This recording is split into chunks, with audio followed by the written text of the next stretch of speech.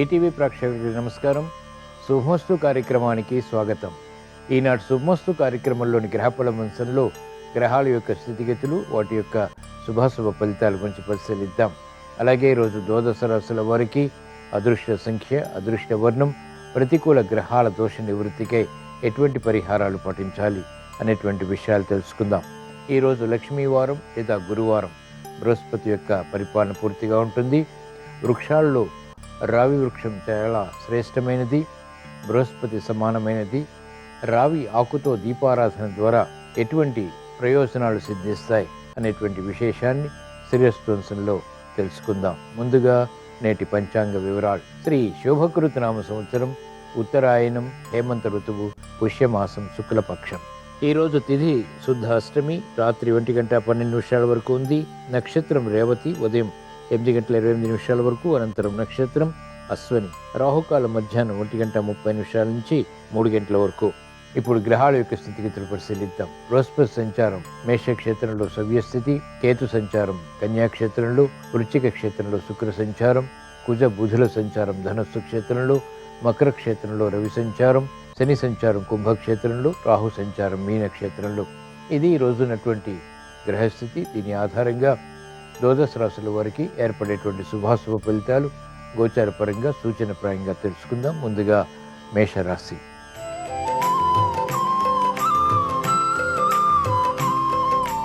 ఈరోజు మేషరాశి వారి ఫలితాన్ని పరిశీలించినట్లయితే మానసిక చిరాకులు కొనసాగుతాయి, అయినప్పటికీ ఎదుర్కోగలుగుతారు. ప్రశాంత పరిస్థితులకై చేసేటువంటి ప్రయత్నాల్లో విఘ్నాల్ని కూడా చవిచూస్తారు. అభివృద్ధి ఆర్థికంగా మాత్రం కొనసాగుతుంది. నూతన కార్యక్రమాలకు శ్రీకారం చుట్టగలుగుతారు. గతంలో కన్నా మెరుగైనటువంటి వాతావరణం వృత్తి, వ్యాపార, ఉద్యోగ సంబంధిత కార్యకలాపాల్లో బలాన్ని కలిగిస్తుంది. శత్రుభీతి పోతుంది. చేపట్టినటువంటి కార్యకలాపాలు వేగవంతంగా కలిసి వస్తాయి. మహిళలకు అత్యంత ప్రాధాన్యత పెరుగుతుంది. ఆరోగ్య ఖర్చులు ఉన్నప్పటికీ, ప్రతికూలత ఉన్నప్పటికీ ఆర్థిక బలాన్ని పెంపొందింప చేసుకునేటువంటి ప్రయత్నాలు కలిసి వస్తాయి. నూతన ఉత్సాహం విద్యార్థులకి కొనసాగుతుంది.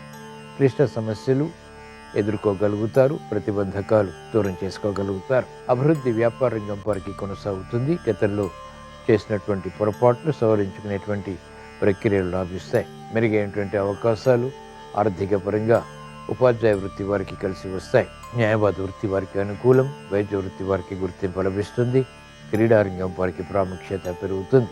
ఈరోజు మేషరాశి వారు ప్రతికూల ప్రభావాన్ని దూరం చేసుకుని లేదా ఎదుర్కొని అనుకూలంగా మరల్చుకుని మంచి విషయాలు సాధించడానికి శ్రీ దక్షిణామూర్తిని దర్శించడం, స్మరించడం, పూజించడం శ్రేయస్కరం. తద్వారా విజ్ఞతతో కూడినటువంటి కార్యకలాపాలు ఉత్తమ విజయాలు ప్రాప్తిస్తాయి. ఈరోజు మేషరాశి వారి అదృష్ట సంఖ్య 3. ఈరోజు మేషరాశి వారి అదృష్ట వర్ణం పసుపు.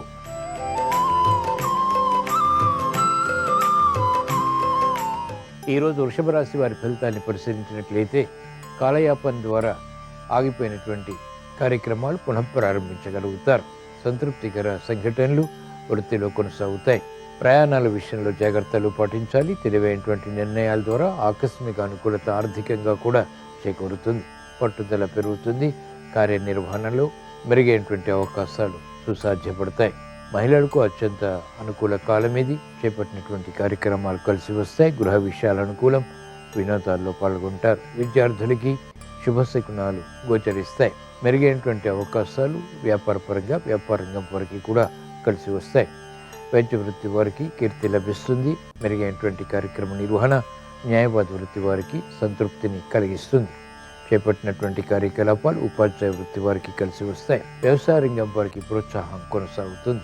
ఈరోజు వృషభ రాశి వారు ప్రతికూల ప్రభావాన్ని దూరం చేసుకుని లేదా ఎదుర్కొని అనుకూలంగా మరల్చుకుని మంచి విజయాలు సాధించడానికి శ్రీ దత్తాత్రేయ స్వామిని స్మరించడం, దర్శించడం, పూజించడం శ్రేయస్కరం. తద్వారా ఆర్థిక విజయాలు సాధించగలుగుతారు. మానసిక ప్రశాంతత పెరుగుతుంది.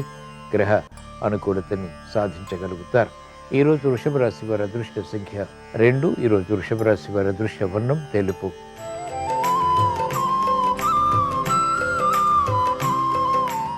ఈరోజు మిథున రాశి వారి ఫలితాన్ని పరిశీలించినట్లయితే లాభదాయకమైనటువంటి కార్యక్రమాలు ఒక్కొక్కటిగా కలిసి వస్తాయి.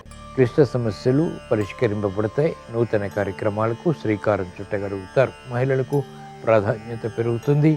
అభివృద్ధి కార్యక్రమాలు వ్యవసాయ రంగం వారికి రాణిస్తాయి. పట్టుదలతో కూడినటువంటి కార్యసాధన వ్యాపార రంగం వారికి ఆర్థికంగా అనుకూలిస్తుంది.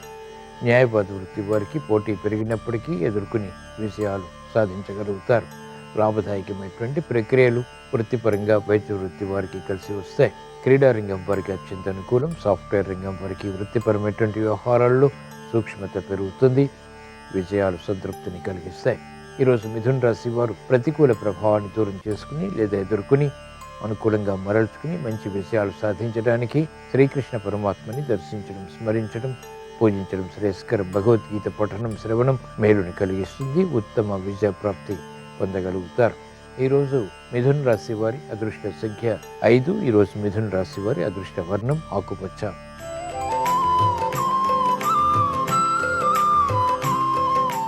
ఈరోజు కర్కాటక రాశి వారి ఫలితాన్ని పరిశీలించినట్లయితే ఆర్థిక వ్యవహారాల్లో అలజడి ఉంటుంది.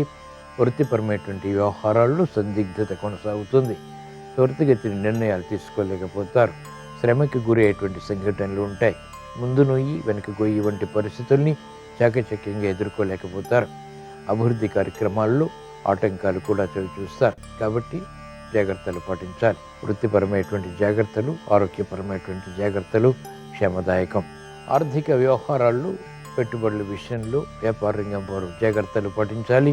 మహిళలకు ఆరోగ్య విషయంలో జాగ్రత్తలు తప్పనిసరి. విద్యార్థులకి గట్టి ప్రయత్నాలు తప్పనిసరి. చేపట్టినటువంటి కార్యక్రమాలు ప్రోత్సాహాన్ని న్యాయవాద వృత్తి వారికి క్రమక్రమంగా కలిగిస్తాయి. వైద్య వృత్తి వారికి విరోధాలు వృత్తిపరంగా ప్రబలమవుతాయి. మెరుగైనటువంటి అవకాశాలు సాఫ్ట్వేర్ రంగం వారు క్రమక్రమంగా మాత్రమే పొందగలుగుతారు. క్రీడా రంగం వారికి ప్రాధాన్యత తగ్గుతుంది. అనిశ్చిత పరిస్థితులు ఉపాధ్యాయ వృత్తి వారికి కొనసాగుతాయి. ఈరోజు కర్కాటక రాశి వారు ప్రతికూల ప్రభావాన్ని దూరం చేసుకుని లేదా ఎదుర్కొని అనుకూలంగా మరల్చుకుని మంచి విజయాలు సాధించడానికి శ్రీ మహాగణపతిని దర్శించడం, స్మరించడం, పూజించడం శ్రేయస్కరం. గణపతి ఉపనిషత్తు పఠనం, శ్రవణం మేలుని కలిగిస్తుంది. ఆటంకాలు దూరమవుతాయి. ప్రశాంతత పెరుగుతుంది. ఈరోజు కర్కాటక రాశి వారి అదృష్ట సంఖ్య 2. ఈరోజు కర్కాటక రాశి వారి అదృష్ట వర్ణం ఎరుపు.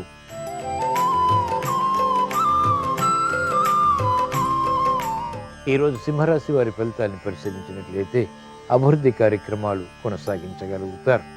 ఇంపైన వార్తలు బలాన్ని కలిగిస్తాయి. చిరునవ్వు సంఘటనలతో కూడినటువంటి కార్యక్రమ నిర్వహణ కొనసాగించి విజయాలు పొందగలుగుతారు. అసంతృప్తి సంఘటనలు కనుమరుగవుతాయి. ప్రశాంతత పెరుగుతుంది. ఆర్థిక విషయాలు సంతృప్తిని కలిగిస్తాయి. ఆత్మవిశ్వాసం వృత్తి, వ్యాపార, ఉద్యోగ సంబంధిత కార్యక్రమాల్లో కొనసాగుతుంది. మహిళలకు ప్రాధాన్యత పెరుగుతుంది. విలువైన వస్తు కొనుగోలు, వాహన కొనుగోలు వంటివి కూడా బలాన్ని కలిగిస్తాయి. పోటీతత్వంతో కూడినటువంటి కార్యక్రమాలు న్యాయవాద వృత్తి వారికి లాభిస్తాయి. ఆదాయం పెరుగుతుంది. వైద్య వృత్తి వారికి గుర్తింపు లభిస్తుంది. అభివృద్ధి గోచరిస్తుంది. కార్యక్రమాలు వేగవంతంగా క్రీడా రంగం వారు ప్రారంభించగలుగుతారు. ఆకస్మిక విషయాలు ఆనందానికి దారితీస్తాయి. కార్యకలాపాల్లో ఉపాధ్యాయ వృత్తి వారికి నైపుణ్యం పెరుగుతుంది. మెరుగైనటువంటి అవకాశాలు సాఫ్ట్వేర్ రంగం వారు పొందగలుగుతారు. ఈరోజు సింహరాశి వారు ప్రతికూల ప్రభావాన్ని దూరం చేసుకుని లేదా ఎదుర్కొని అనుకూలంగా మరల్చుకుని మంచి విజయాలు సాధించడానికి ఈశ్వరారాధన, ఈశ్వర స్మరణ, ఈశ్వరాభిషేకం వంటి ప్రక్రియలు ఉపకరిస్తాయి. రుద్రాభిషేకం మేలుని కలిగిస్తుంది. అదృష్ట సంఘటనని ఆహ్వానించగలుగుతారు. ఈరోజు సింహరాశి వారి అదృష్ట సంఖ్య 5. ఈరోజు సింహరాశి వారి అదృష్ట వర్ణం తెలుపు.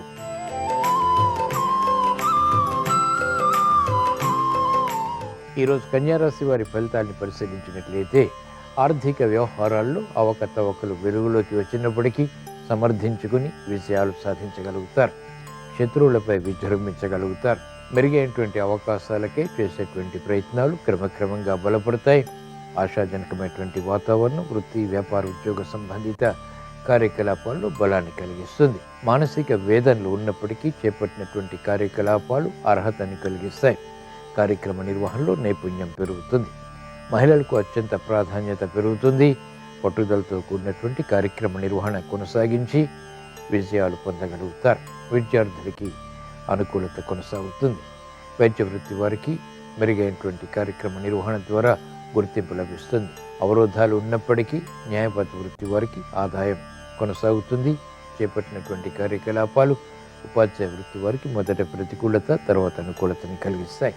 ఈరోజు కన్యారాశి వారు ప్రతికూల ప్రభావాన్ని దూరం చేసుకుని లేదా ఎదుర్కొని అనుకూలంగా మరల్చుకుని మంచి విజయాలు సాధించడానికి శ్రీ మహావిష్ణువుని దర్శించడం, స్మరించడం, పూజించడం శ్రేయస్కరం. విష్ణు సహస్రనామ పఠనం, శ్రవణం మేలుని కలిగిస్తుంది, ప్రతిబంధకాన్ని దూరం చేస్తుంది, అవమానకర సంఘటనలు కనుమరుగవుతాయి. ఈరోజు కన్యారాశి వారి అదృష్ట సంఖ్య 1. ఈరోజు కన్యారాశి వారి అదృష్ట వర్ణం తెలుపు.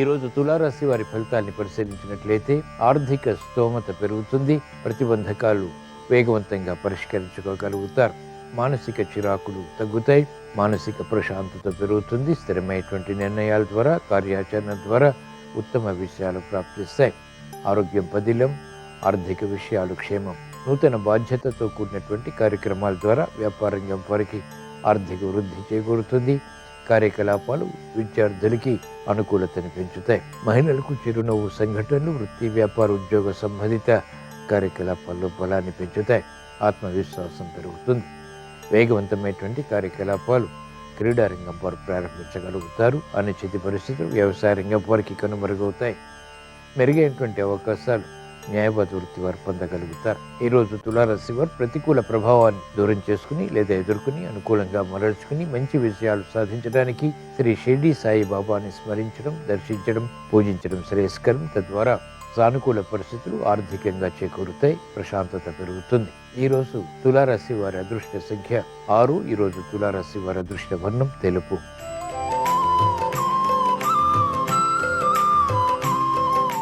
ఈరోజు వృశ్చిక రాశి వారి ఫలితాలను పరిశీలించినట్లయితే ఆర్థిక స్తోమత క్రమక్రమంగా పెరుగుతుంది, పోటీతత్వం పెరుగుతుంది, శత్రువులపై విజృంభించగలుగుతారు, క్రమశిక్షణ విద్యార్థులకి తప్పనిసరి.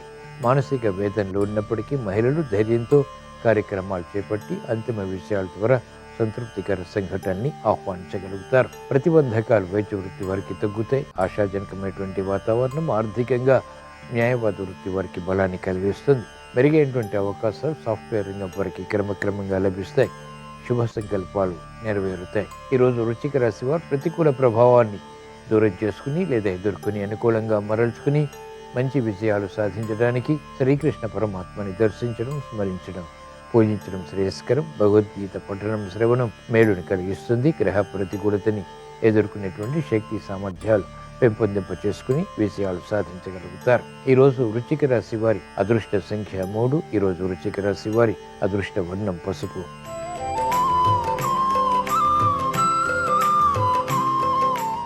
ఈరోజు ధనుసు రాశి వారి ఫలితాన్ని పరిశీలించినట్లయితే శుభ వార్తలు వింటారు, శుభ సంకల్పాలు నెరవేరుతాయి, ఆర్థిక పరిస్థితి మెరుగవుతుంది, స్నేహితుల ద్వారా లబ్ధి చేకూరుతుంది, మంచి శకునాలు వృత్తి, వ్యాపార, ఉద్యోగ సంబంధిత కార్యకలాపాల్లో గోచరిస్తాయి, ఆరోగ్య చిరు సమస్యలు పరిష్కరింపబడతాయి, కార్యక్రమ నిర్వహణలో నైపుణ్యం పెరుగుతుంది, పట్టుదలతో కూడినటువంటి కార్యకలాపాలు పూర్తి చేసి ఆత్మవిశ్వాసాన్ని పెంపొందింప చేసుకోగలుగుతారు, ఆగిపోయినటువంటి కార్యక్రమాలు పునఃప్రారంభించగలుగుతారు, విద్యార్థులకి ధీశక్తి పెరుగుతుంది, అనుకూల మార్పులు వ్యాపార రంగం వారికి ఆర్థిక బలాన్ని పెంచుతాయి, కార్యక్రమాలను వేగవంతంగా మహిళలు పూర్తి చేయగలుగుతారు, క్రీడారంగం వారికి ప్రాధాన్యత పెరుగుతుంది, వైద్య వృత్తి వారికి గుర్తింపు లభిస్తుంది, న్యాయవాద వృత్తి వారికి ఆదాయం పెరుగుతుంది, క్రమశిక్షణతో కూడినటువంటి నిర్ణయాలు ఉపాధ్యాయ వృత్తి వారికి ఉపకరిస్తాయి, శాస్త్రజ్ఞులకు అత్యంత అనుకూలం. ఈ రోజు ధనుసు రాశి వారు ప్రతికూల ప్రభావాన్ని దూరం చేసుకుని లేదా ఎదుర్కొని అనుకూలంగా మరల్చుకుని మంచి విషయాలు సాధించడానికి శ్రీ దక్షిణామూర్తిని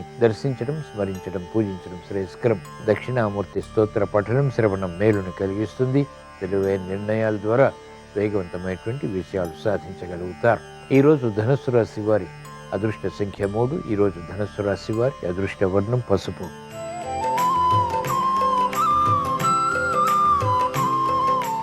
ఈరోజు మకర రాశి వారి ఫలితాన్ని పరిశీలించినట్లయితే ఆర్థిక విషయాల్లో అలజడి ఉన్నప్పటికీ విజయాలు కూడా సమాంతరంగా కొనసాగుతాయి, శ్రమతో కూడినటువంటి విజయాలు సంతృప్తిని కలిగిస్తాయి, గతంలో కన్నా మెరుగైనటువంటి వాతావరణం ఆర్థికంగా బలాన్ని కలిగిస్తుంది, మానసిక ధైర్యాన్ని పెంపొందింప చేసుకునేటువంటి కార్యక్రమ నిర్వహణ కూడా కలిసి వస్తుంది, అభివృద్ధి వ్యాపార రంగం వారికి మెల్లమెల్లగా ప్రారంభమవుతుంది, నష్ట ద్రవ్య ప్రాప్తికే చేసేటువంటి ప్రయత్నాలు ఊరట కలిగిస్తాయి, మహిళలకు గట్టి సంకల్పాల ద్వారా విజయాలకే చేసేటువంటి ప్రయత్నాలు ఆశాజనకమైనటువంటి వాతావరణాన్ని కలిగిస్తాయి, విద్యార్థులకి గట్టి కృషితో విజయాలు ప్రాప్తిస్తాయి, వైద్య వృత్తి వారికి మానసిక ప్రశాంతత పెరుగుతుంది, గతంలో కన్నా మెరుగైనటువంటి వాతావరణం వృత్తిపరంగా బలాన్ని కలిగిస్తుంది, ఆశాజనకమైనటువంటి వాతావరణం న్యాయవాద వృత్తి వారికి కొనసాగుతుంది.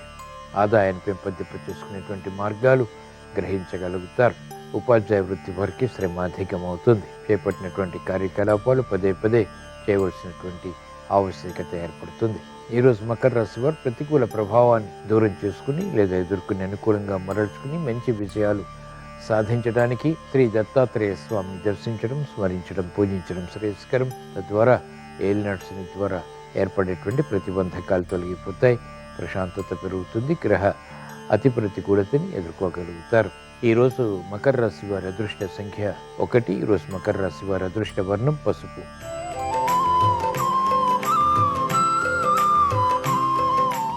ఈరోజు కుంభరాశి వారి ఫలితాన్ని పరిశీలించినట్లయితే ఆర్థిక సంబంధిత లావాదేవీల్లో అవకాశాలు చేజిక్కించుకోగలుగుతారు. అవరోధాలు ఉన్నప్పటికీ ఎదుర్కొని అనుకూల పరిస్థితులకి చేసేటువంటి ప్రయత్నాలు ఊరట కలిగిస్తాయి. శ్రమ అధికమవుతుంది, అవమానకర సంఘటనలు ఉంటాయి. చేపట్టినటువంటి కార్యకలాపాలు ఒక్కొక్కసారి విముఖతకు కూడా దారితీస్తాయి. గట్టి ప్రయత్నాలు అన్ని విషయాల్లో తప్పనిసరి. ఆరోగ్య విషయంలో జాగ్రత్తలు పాటించాలి. మహిళలకు ప్రాధాన్యత ఉన్నప్పటికీ అనుకున్నవి అనుకున్నటువంటి విధంగా పూర్తి చేయలేకపోతారు. విఘ్నాల్ని చూస్తారు. భాగస్వాములతో విరోధాలు వ్యాపార రంగం వరకు చోటు చేసుకుంటాయి. తద్వారా సమస్యలు జటిలమవుతాయి. విద్యార్థులకి గట్టి కృషి తప్పనిసరి. శాస్త్రజ్ఞులకి ప్రతికూల ప్రభావం ఉంటుంది. ఆర్థిక సంబంధిత లావాదేవీల విషయంలో న్యాయవాద వృత్తి వారు జాగ్రత్తలు పాటించాలి. వైద్య వృత్తి వారికి సంకట పరిస్థితులు కొనసాగుతాయి, అయినప్పటికీ ఎదుర్కోగలుగుతారు. ఉపాధ్యాయ వృత్తి వారికి నేర్పరితనం తగ్గుతుంది. వృత్తిపరమైనటువంటి వ్యవహారాల్లో ఆటంకాలు ఆకస్మికంగా ఎదుర్కోవాల్సి వస్తుంది. శత్రుభీతి పెరుగుతుంది. ఈరోజు కుంభరాశి వారు ప్రతికూల ప్రభావాన్ని దూరం చేసుకుని లేదా ఎదుర్కొని అనుకూలంగా మరల్చుకుని మంచి విజయాలు సాధించడానికి శ్రీ షిర్డీ సాయిబాబాను దర్శించడం, స్మరించడం, పూజించడం శ్రేయస్కరం. తద్వారా సమస్యలు వేగవంతంగా పరిష్కరింపబడతాయి, ప్రశాంతత పెరుగుతుంది. ఈరోజు కుంభరాశి వారి అదృష్ట సంఖ్య 3. ఈరోజు కుంభరాశి వారి అదృష్ట వర్ణం ఎరుపు.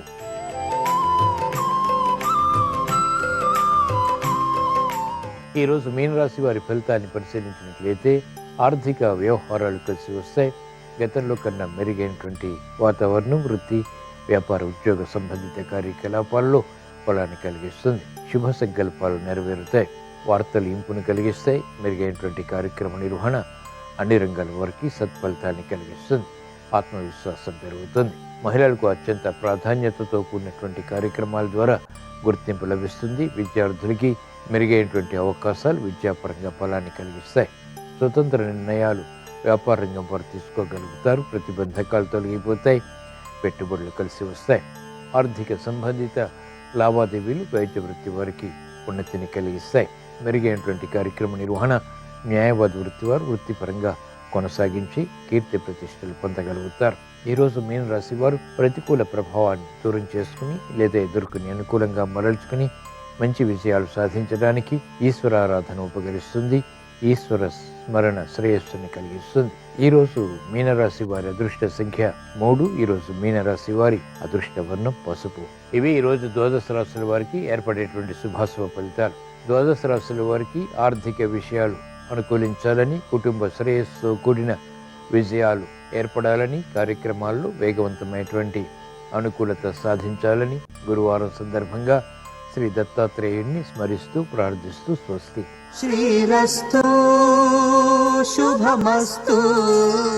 గురువారం సందర్భంగా గురుబలాన్ని పెంపొందింపజేసుకోవటానికి, ఐశ్వర్య ప్రాప్తిని సిద్ధింపజేసుకోవటానికి రావి ఆకు దీపం విశేషంగా సహకరిస్తుంది. ఈ రావి ఆకు దీపాన్ని ఎలా వెలిగించాలంటే, ముందుగా ఒక ఇత్తడి పళ్ళెము లేదా రాగి పళ్ళెం మీద శుభ్రంగా కడిగినటువంటి రావి ఆకును ఉంచాలి. ఆ రావి ఆకు మీద 3 చోట్ల చందనం బొట్లు, 3 చోట్ల కుంకుమ బొట్లు పెట్టాలి. రావి ఆకు కాడ మన వైపు ఉండాలి, ఇంకొక భాగం దేవుడి వైపు ఉండాలి. అలా రావి ఆకుకు బొట్లు పెట్టిన తర్వాత 2 మట్టి ప్రమిదలు కడిగి ఆరబెట్టి ఒకదానిలో ఒకటి ఏర్పాటు చేసుకోవాలి. ఆ 2 మట్టి ప్రమిదలకు కూడా 3 చోట్ల చందనం బొట్లు, 3 చోట్ల కుంకుమ బొట్లు పెట్టాలి. ఆ 2 మట్టి ప్రమిదలు రావి ఆకు మీద ఉంచి 2 ఒత్తులు కలిపి ఒక ఒత్తిలాగా చేసి ఆ ప్రమిదలో ఉంచాలి. ఆవు నెయ్యితో లేదా నువ్వుల నూనెతో దీపాన్ని వెలిగించాలి. దీపాన్ని వెలిగించడానికి ఏకహారతి లేదా అగరబత్తి ఉపయోగించాలి. దీపం వెలిగించిన తర్వాత ఆ దీపం చుట్టూ పళ్ళెంలో పుష్పాలు, అక్షింతలతో అలంకరించాలి. దీన్ని రావి ఆకు దీపం అనే పేరుతో పిలుస్తారు. గురువారం సందర్భంగా తులసి కోట దగ్గర కానీ మీ పెరటి ద్వారం దగ్గర కానీ ఈ రావి ఆకు దీపాన్ని వెలిగిస్తే గురుబలం పెరుగుతుంది. దానివల్ల ఆర్థికంగా మంచి పురోభివృద్ధి ఏర్పడుతుంది. అనుకున్న పనులు అనుకున్నట్లు దిగ్విజయంగా పూర్తి చేసుకోవచ్చు.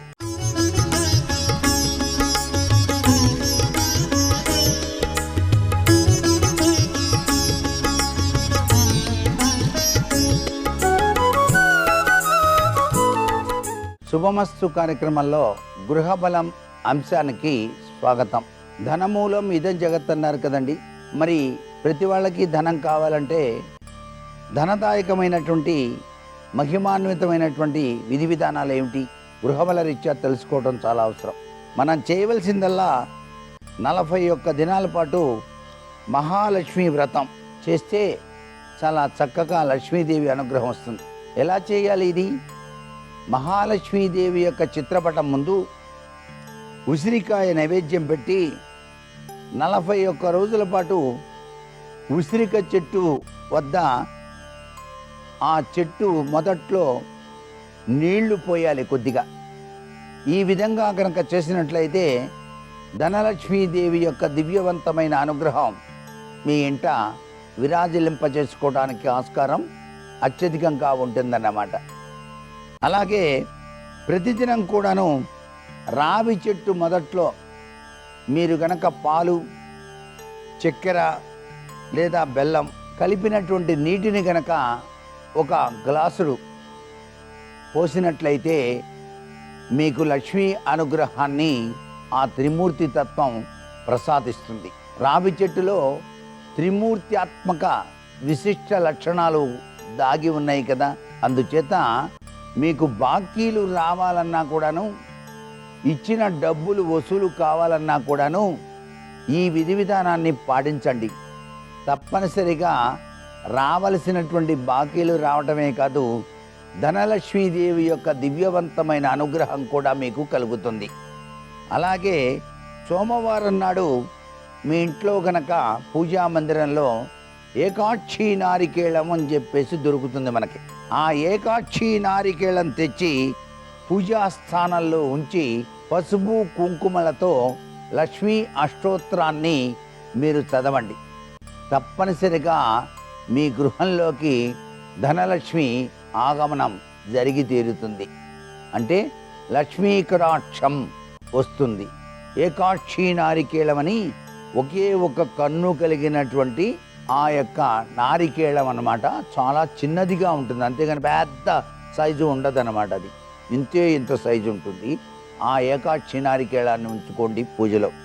అలాగే వావిల చెట్టు వేరును మీరు సంపాదించి దానికి పసుపు రంగు దారంతో గనక చుట్టి మీరు గనక మీ వ్యాపార కేంద్రంలో గనక వేలాడ తీసినట్లయితే మీ వ్యాపారం అద్భుతంగా కొనసాగుతుంది. వ్యాపారం సాగటం లేదు అని చెప్పేసి బాధపడాల్సిన పని లేదు. వావిల చెట్టు వేరు అనేటువంటిది సంపాదించి దానికి పసుపు రంగు దారం చుట్టి మీ యొక్క వ్యాపార కేంద్రానికి తగిలించండి.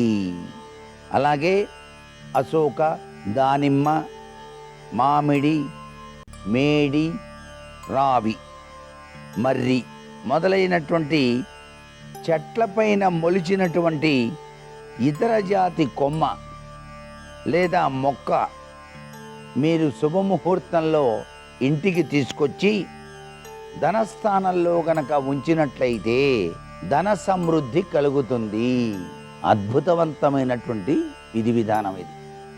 అలాగే పసుపులో చాలా రకాలు మనకు కనిపిస్తాయి.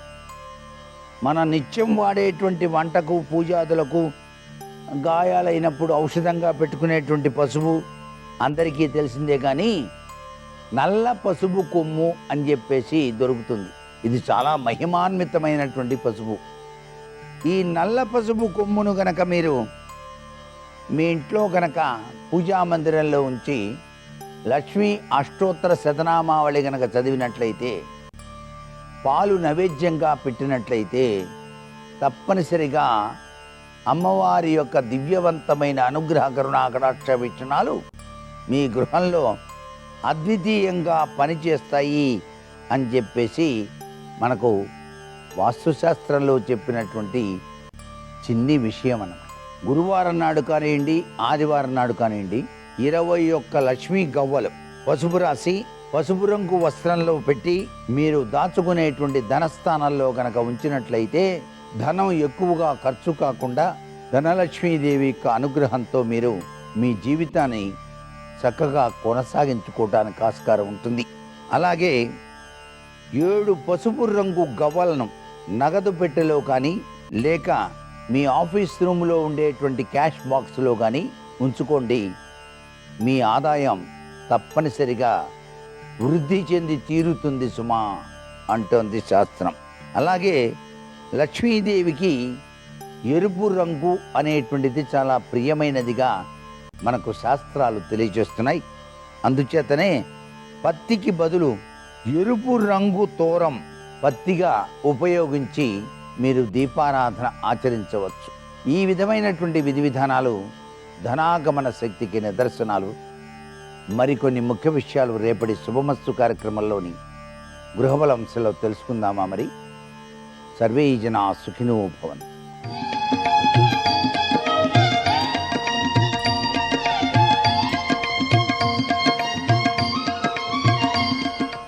శుభోదయం.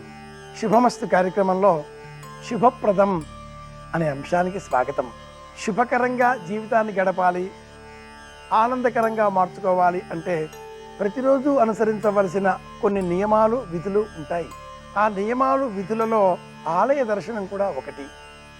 ఆలయానికి వెళ్ళే సమయంలో అనుసరించవలసిన విధులు ధర్మాలు ఏవైనా ఉన్నాయా?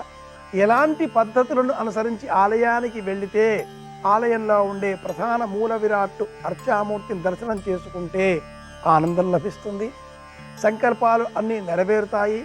ఆలయ దర్శనం చేయడం ఎలా అన్న ప్రశ్న వేసుకున్నప్పుడు ఆర్ష విజ్ఞానం శుభప్రదంగా కొన్ని నియమాలను సూచిస్తుంది.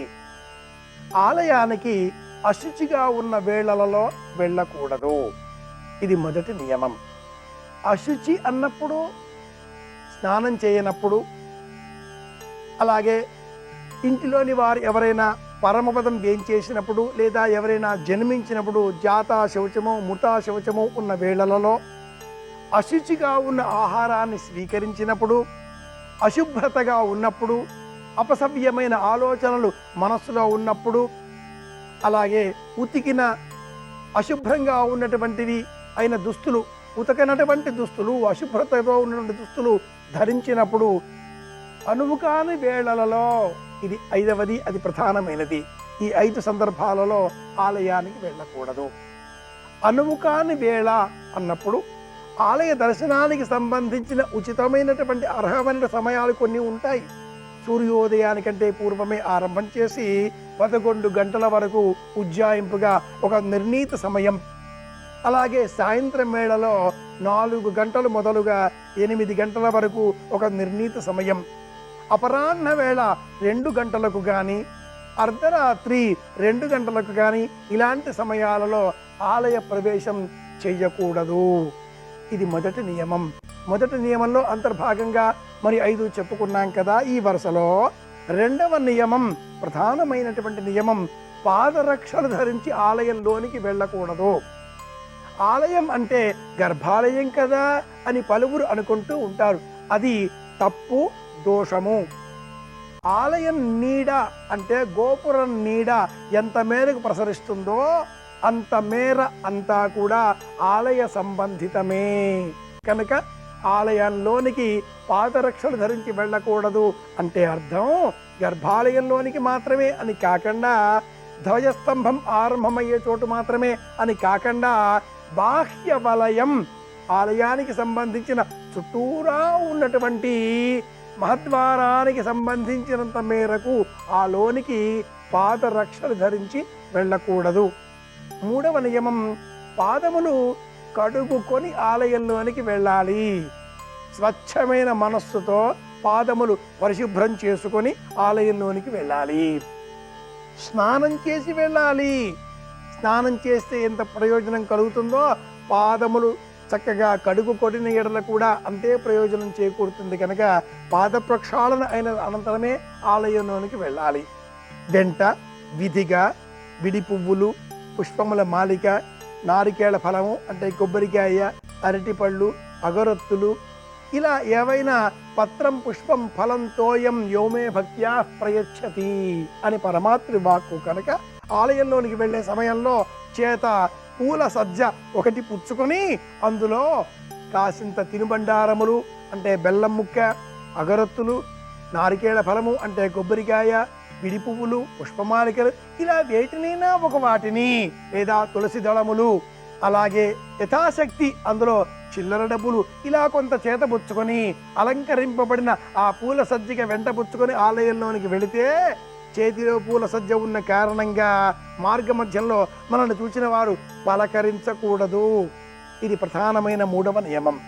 4వ నియమం, ఆలయంలోనికి వెళ్ళిన తదుపరి అర్చకుడితో సహా ఎవరికి కూడా పాద నమస్కారం చేయకూడదు. పలువురు ఆలయంలోనికి వెళ్ళిన తర్వాత అర్చకుడు బయటికి రాగానే అర్చకుడికి సాష్టాంగ దండ నమస్కారాలు చేస్తూ ఉంటారు. చేయరాదు, శాస్త్రానికి విరుద్ధం. ఆలయంలో మనం చేసేటటువంటి సమస్త ఉపచారాలు, నమస్కారాలు అన్నీ కూడా ప్రధాన అర్చామూర్తికి మాత్రమే సంబంధించినవి అయి ఉండాలి. 5వది, ఆలయంలో ప్రవేశించకంటే పూర్వం ఏ విధంగా కూడా మనం విశేషమైన అలంకారాలు చేసుకొనరాదు. అలంకరించుకోవడం అంటే నగలు, పుష్పమాలికలు గడసీమలో ధరించి ఆలయంలోనికి వెళుతూ ఉంటారు. అలా వెళ్ళకూడదు. మెడలో పుష్పమాలిక వేసుకుని ఆలయంలోనికి వెళ్ళేటటువంటి అర్హత గలవారు ఒకే ఒక్కరు, వారు దంపతులు. నూతనంగా వివాహమైన దంపతులకు మాత్రమే అలా పుష్పమాలిక చేత మెడలో ధరించిన అనంతరం దైవాన్ని దర్శించే అవకాశం ఉంటుంది. కానీ ఇతరులు ఎవ్వరూ కూడా పొరపాటుగా కూడా మెడలో పుష్పమాలిక వేసుకొని ఆలయంలో ఉండే ప్రధాన ఆ అర్చామూర్తి ఎదరగా నిలుచునరాదు. 6వ నియమం, ఆ ప్రధాన ఆలయంలో అర్చామూర్తిని దర్శనం చేసుకోకంటే పూర్వమే ధ్వజస్తంభం వద్ద నుంచి 3 మార్లు ప్రదక్షిణ చెయ్యాలి. దర్శనం అనంతరం ప్రదక్షిణ కాదు సుమా. ప్రదక్షిణ అనంతరం మాత్రమే ప్రధాన ఆలయంలోనికి వెళ్ళి అర్చామూర్తిని దర్శనం చేసుకోవాలి. ఇది ఆగమ శాస్త్రానికి సంబంధించిన అత్యంత ప్రధానమైన నియమం. 7వది, తీర్థము ప్రసాదము దర్శనం అనంతరమే తీసుకోవాలి. దర్శనం కంటే పూర్వం పొరపాటుగా కూడా ప్రసాద తీర్థములు వితరణ అవుతున్నవి కదా అని స్వీకరించరాదు. 8వ నియమం, ఆలయంలో పొరపాటుగా కూడా రాజకీయాలు, స్వంత విషయాలు, గృహ సంబంధిత రాజకీయ విషయాలు, కల్లోలాలు, దుఃఖాలు ఇవేవి కూడా కబుర్లుగా ఇతరులతో సంభాషించరాదు. ఆధునిక నియమాలకు లోబడి చరవాణిని ఆలయంలో పొరపాటుగా కూడా వినియోగించరాదు. దృశ్య శ్రవణ మాధ్యమాల సదుపాయాలు ఉన్న కారణం చేత పలువురు చరవాణిని చేతబుచ్చుకొని అనేకములను దృశ్యబద్ధం చేస్తూ ఉంటారు. శబ్ద చిత్రాలు స్వీకరిస్తూ ఉంటారు. ఛాయాచిత్రాలను సేకరిస్తూ ఉంటారు. ఇది మహాపాపం, దోషం.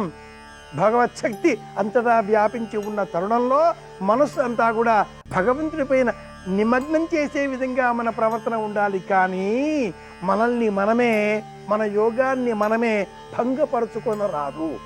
9వది, అతి ముఖ్యమైనది, ఆలయంలో ఉండే పెరుమాళ్ళు అర్చామూర్తికి పొరపాటుగా కూడా వీపు చేసి కూర్చొనకూడదు.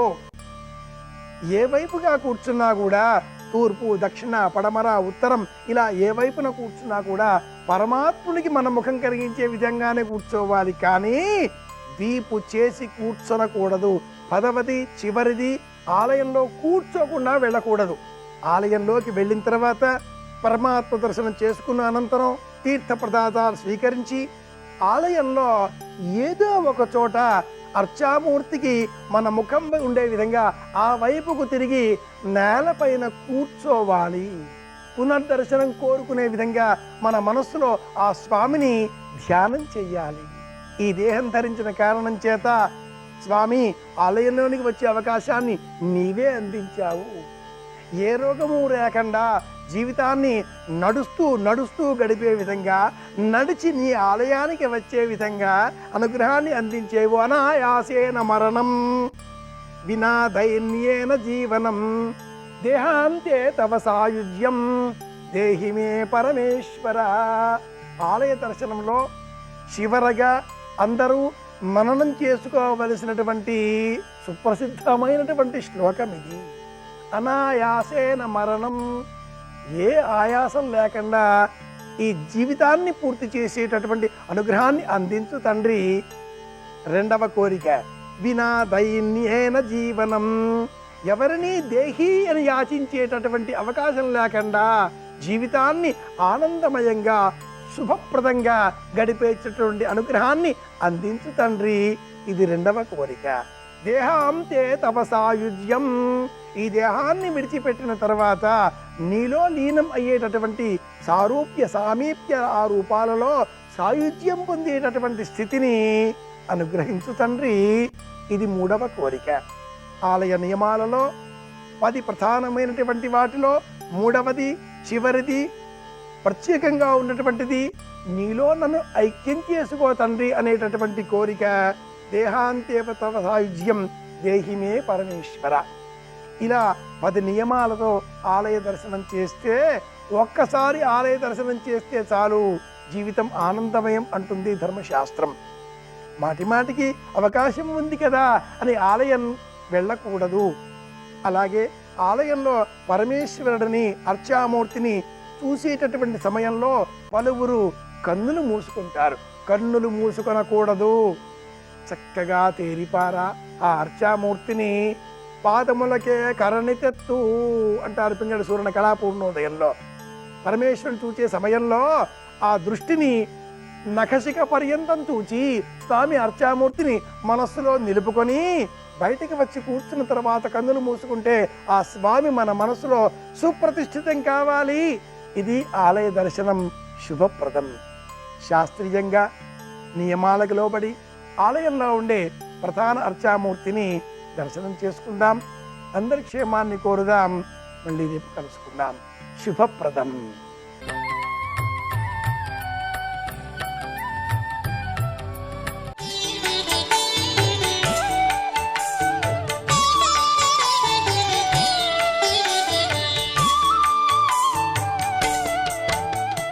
శివుడే తనని పెళ్లి చేసుకోవాలనుకున్న అమ్మాయి దగ్గరికి వెళ్ళి తన పెళ్లి పాడు చేసుకుంటున్నాడు. లోకంలో ఎక్కడైనా ఉన్నాడా ఇలాంటివాడు?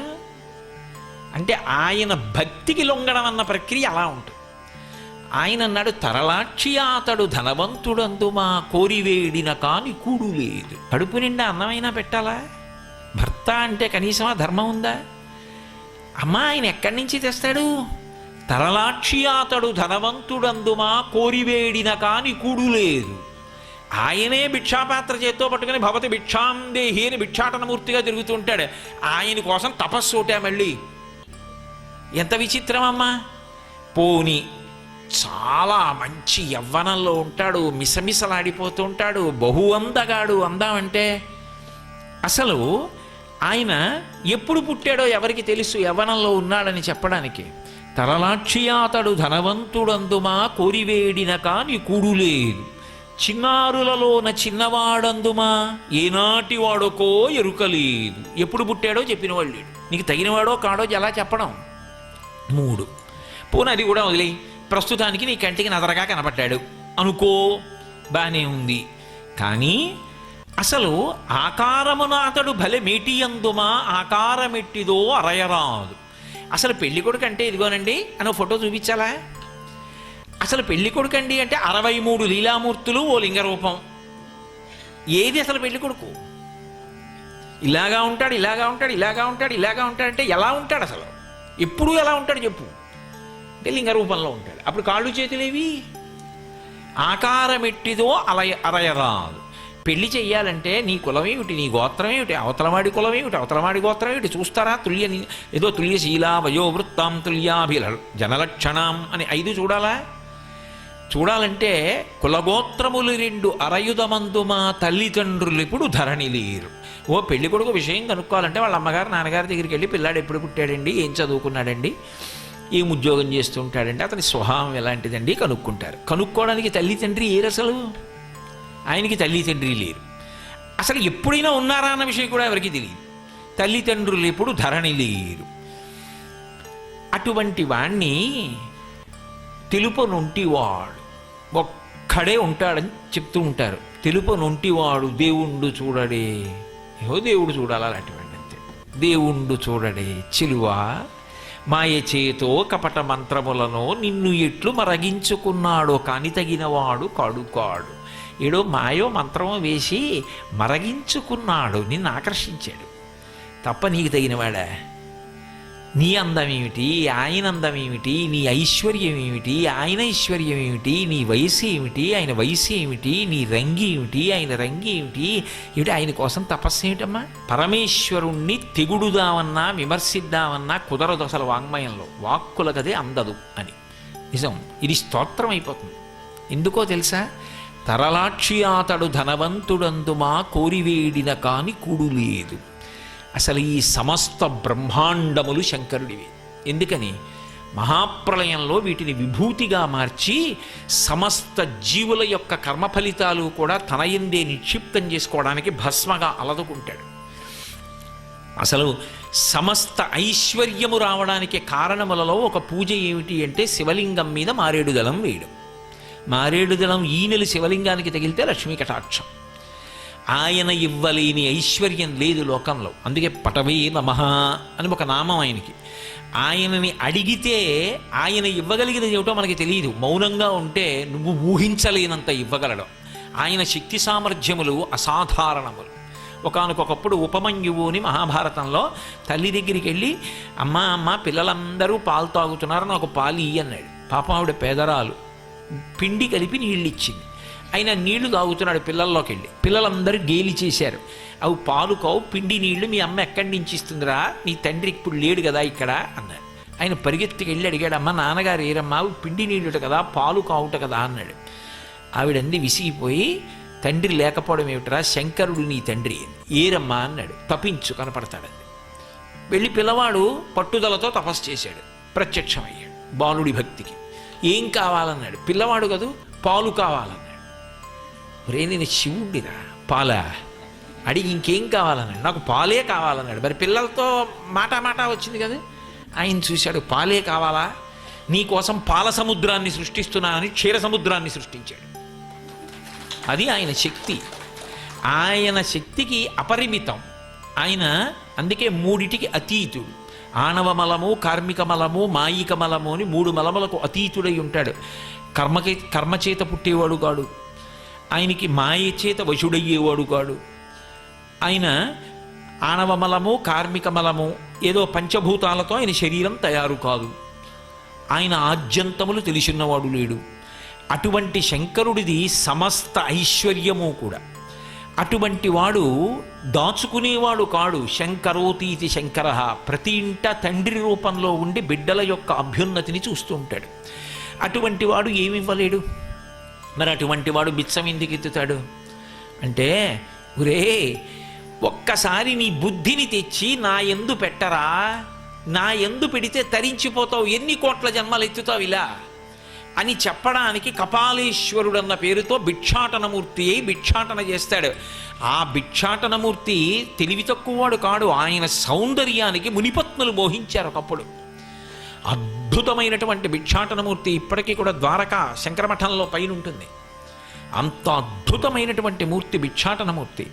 లోకాన్నంతటినీ కూడా బాగు చేయడం కోసం మీ మేధ నాయందు పెట్టండి, మీ బుర్ర నాయందు పెట్టండి అని చెప్పడానికి భిక్షాటన చేస్తాడు. అంతేగాని లేనివాడై భిక్షాటన చెయ్యడాయన. కాబట్టి జలజాక్షి అతడు ధనవంతుడందుమా కోరివేడిన కాని కూడు లేదు, చిన్నారులలోన చిన్నవాడందుమా ఈనాటి వాడుకో ఎరుకలేదు.